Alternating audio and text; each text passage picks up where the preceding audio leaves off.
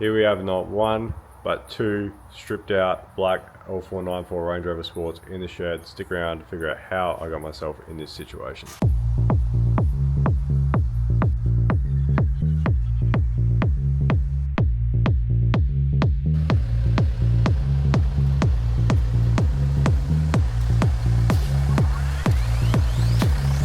When I originally purchased this car, I didn't realize that it was an SE. I didn't even know there was a SE variant. So it's like the base model, no sunroof, which is kind of a bonus because I have two of these. Oh, this is my third one now. The other two that I have had sunroof leaks, and it fills the entire car with water and causes so many dramas. So it's kind of a bonus. I believe it's an SDV6 because it has the twin intakes, so it'll be a 225 kilowatt. Yeah, so we have twin intakes, so it should be a 225 kilowatt SDV6. But anyway, what is wrong with this thing? Well, I believe it has a seized engine because I have, obviously when you power it up and try and crank it over, it just clicks and nothing happens. And I've put a bar on the crank pulley and it's absolutely lock solid. So I would say she's seized. The other thing is the oil filter has a lot of oil. You can maybe see down here, but there's oil everywhere down there. So that's obviously not a good thing. And it was only serviced 2,000 Ks ago. Maybe they messed something up with that filter. I'll have to pull it out and have a look. So I think first up we need to try and get this thing into jacking mode because it is quite low. So I want to be able to jack this car up and spin it around a bit.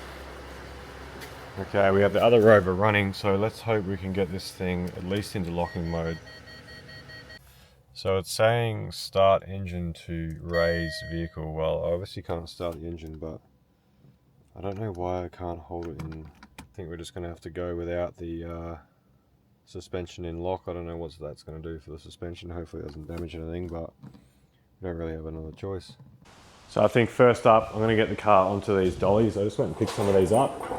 I only bought two, and my plan is to chuck them under the front wheels and try and maneuver the car this way a bit, so I can have enough room for the engine crane to get this motor out. Obviously I have no hoist, I'm going to do it on the ground. So I need to pull the entire front of the car off and attempt to get the engine out that way. So I'm going to try and sneak it in this corner, and that'll give me so much more room in this area to get the job done.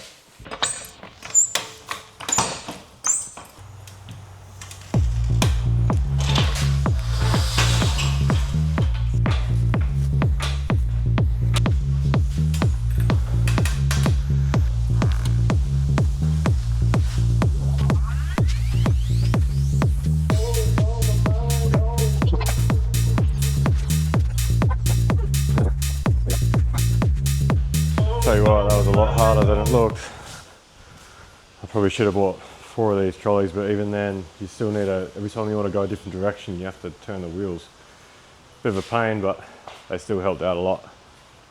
So I think the first job is to get this whole front end off. So obviously, yeah, no hoist. I'm going to pull the engine out. I'm going to have to pull the engine out with the gearbox because any of you guys that know when an engine is seized, you can't spin over the torque converter to take the converter bolts out, so I have to pull the whole lot out as one. So that means the whole front end's got to come off, bumper, radiator, aircon, the whole lot. So I reckon we start off with the bumper and yeah, go from there.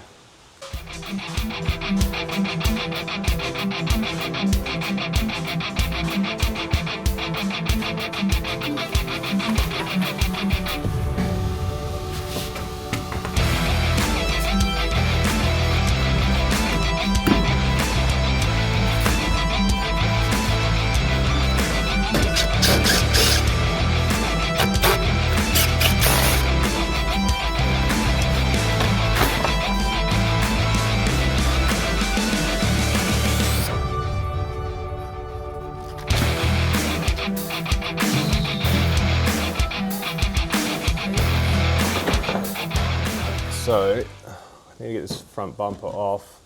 There's a screw up here, but I reckon, oh no, that is plastic welded to there. Yeah, okay. So I think we've got to pull this screw out, and there's two 10mm bolts holding the bumper there. I guess we'll just start pulling bolts out and see how we go. We can get this front bumper off in one piece.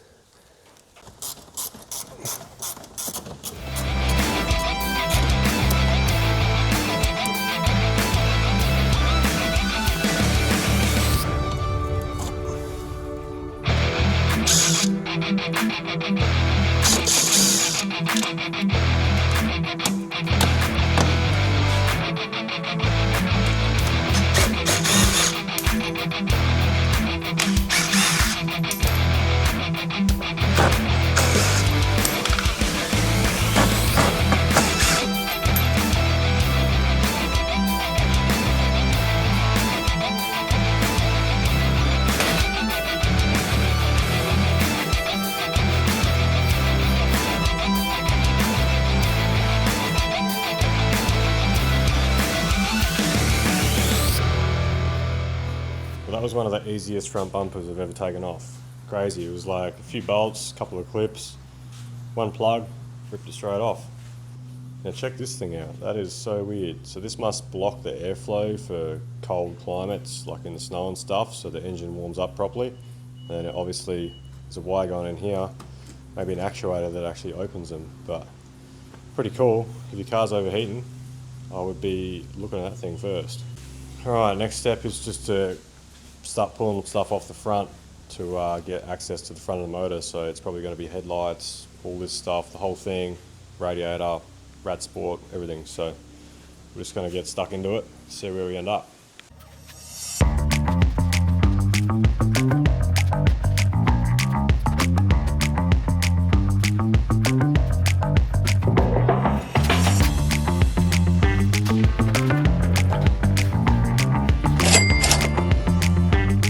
Tell you what, these guys think of everything. There's a joiner here for the bonnet latch. So instead of like a normal car having to pull the cable the whole way out of the actual latch, just open this up and they've got a joiner. How easy is that? Done.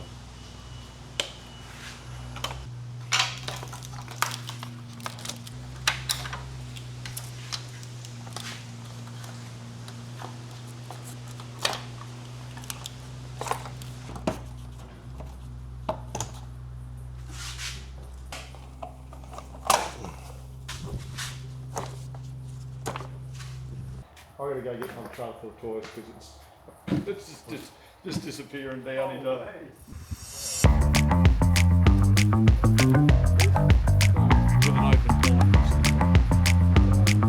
I'll be back in half an hour. Yeah. So I'm just degassing the aircon system now. Says it takes 800 grams, so I've just got the scales here so we can see once this reaches 800 and the pressure is all at zero, we should be completely empty. But it's just a good idea to put the scales on there so you can see whether it was low on gas or it had sufficient gas.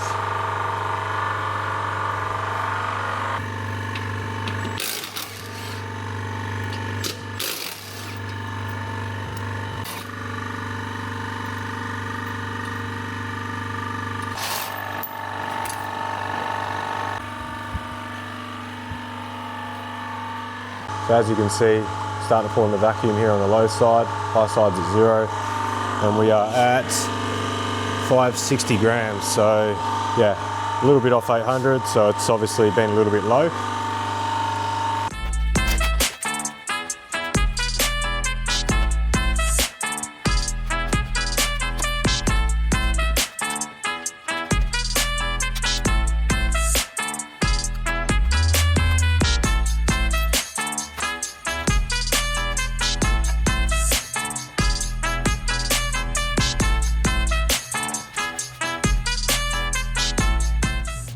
Well, that's not a good sign.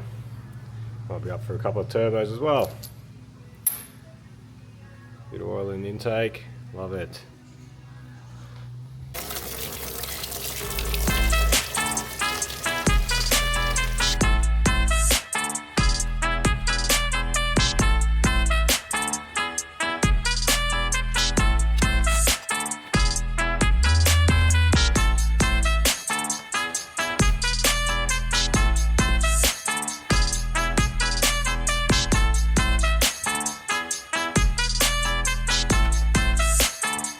Well, there you go. The whole front end is off the car.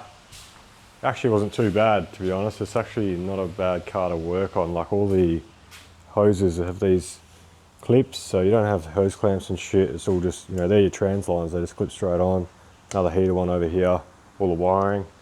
It's pretty straightforward. Aircon lines. The whole rad pack comes off in one piece. You got your trans cooler down here.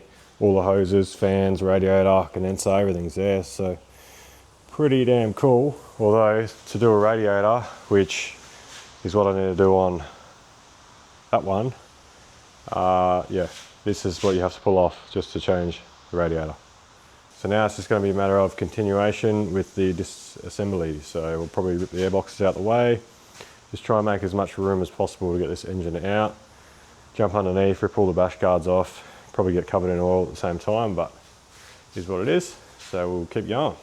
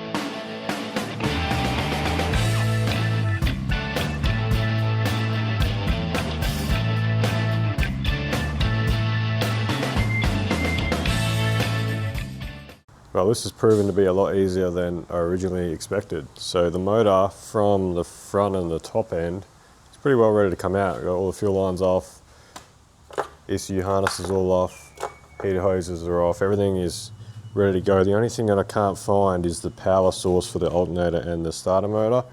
We have a starting point here, so I'm thinking that must be underneath somewhere, but when I look down the side, I can't see anything, so it must come up from underneath. I can see an earth cable down here somewhere, so I reckon that's potentially it. So now I'm going to jump underneath, rip these belly guards off.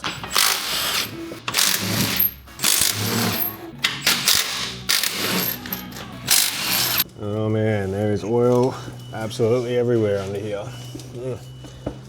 Transmission everywhere. So we've obviously had some sort of oil leak. And there is the starter cables I was looking for. So we've got an earth there and battery positive. How cool is the breather on the starter motor? Man, they really think of everything, don't they? Well, I'm going to start taking some stuff off. I need to get this exhaust off, these battery cables, drive shaft, whatever else I need to get this motor out.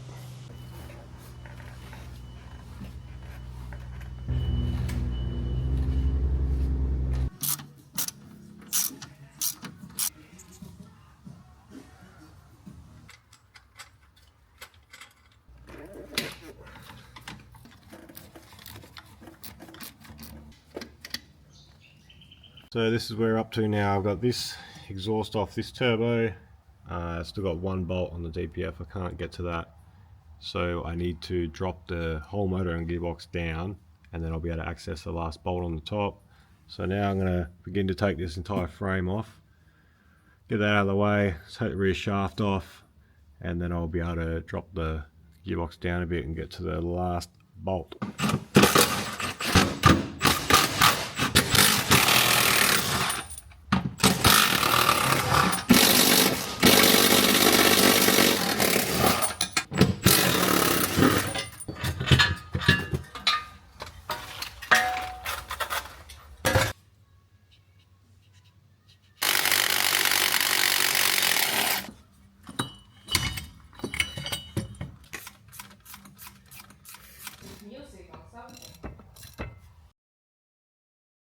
Alright, we're on to day 2 now.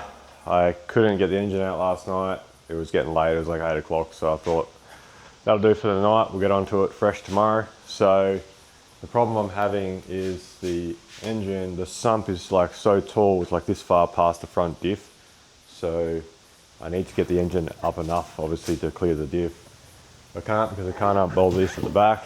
So now what I've got to do is actually drop the K-frame sort of this much to allow me to get the engine out. So we'll go ahead and give that a go. Hopefully get this thing out.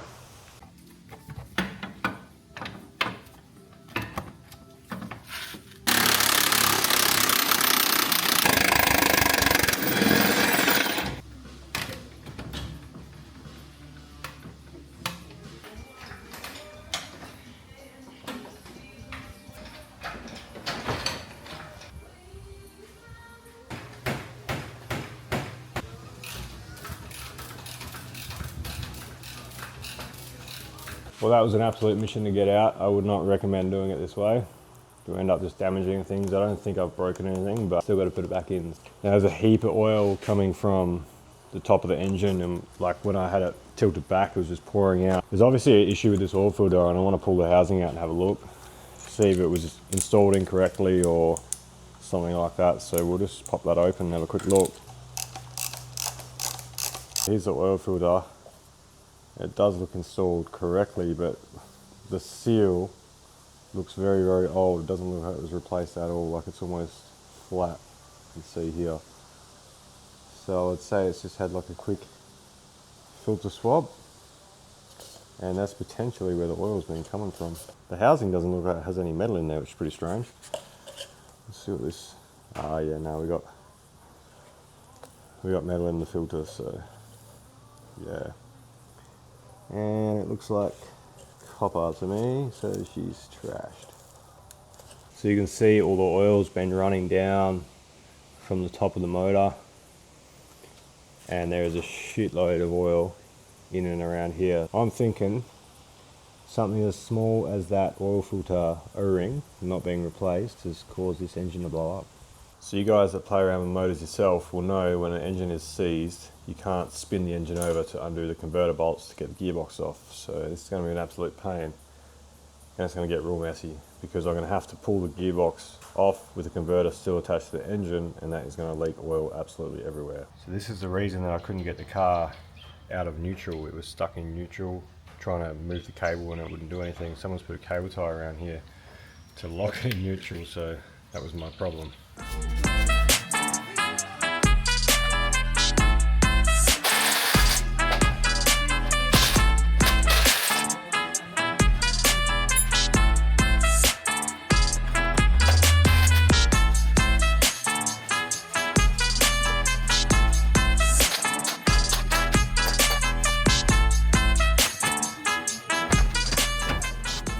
So we got the gearbox off. I have no idea how I'm going to get this converter off because, yeah, like I said, I can't turn the engine over, can't get to the bolts, and I don't really want to destroy this converter. So at this point, you're probably thinking, what the hell am I doing? I have a seized engine.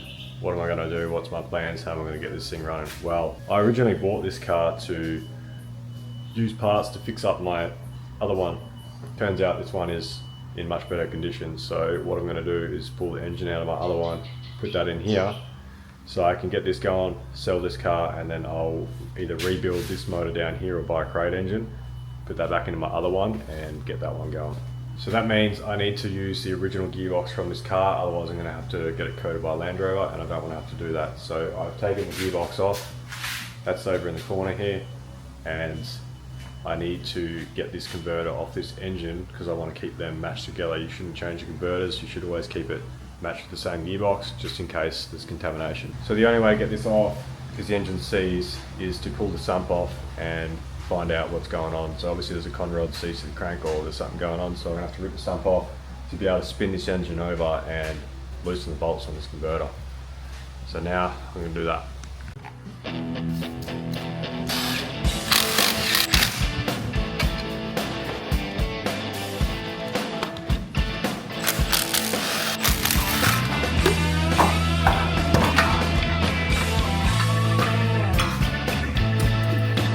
Well, that was far easier than the last one I did. The last one I did was a Jeep engine, and I had to separate like the whole, it had like a crank girdle, so you have the sump and then you have another piece, and it was an absolute pain. But this thing was so much easier, and you can already see our issue right here. See, this con rod here is going to be completely welded to the crankshaft. So hopefully we can just take off a couple of these con rods and get this thing to spin over and make my life so much easier.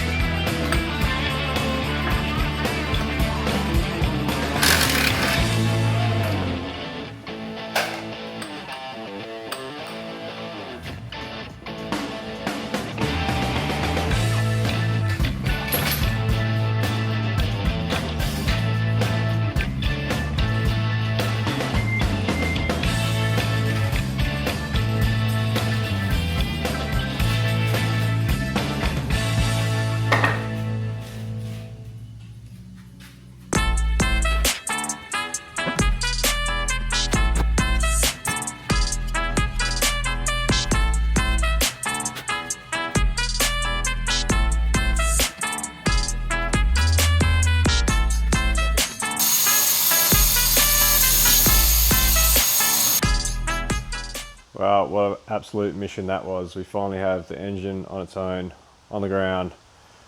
Bit of a challenge with that engine crane over there being my only mechanical aid and doing this all on my own on the floor, but we love a good challenge. So yeah, car's all cleaned up, ready for a new engine.